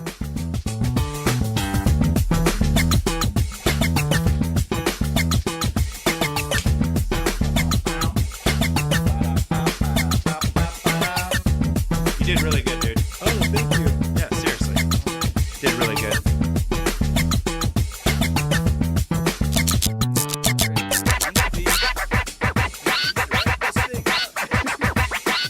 Yeah, we're trying not to go over 2 hours. Your guys' Instagram is really good. I'm so mad we didn't figure this out. Yeah. Yeah, we're going to have to do a second one for sure. That sounds great. Seriously. Yeah, there we all are. I try to keep it, good. Dang, she's all trimmed down. Oh, man.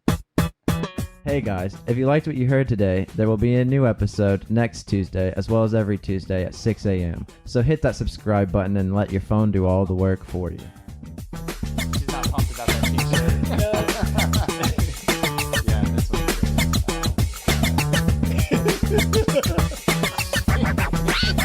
Like an 80s rapper. Just down to the brow, dude. Oh my gosh, dude. She's adorable. Yeah. She is cute. Yeah. No, seriously though, I can't. I said it twice on the show, but thank you so much for just being the green to come on. I didn't ask on air. Did you see? Why are you still yelling? Dude, relax. The show's over. Where they did some. They checked it, so they did the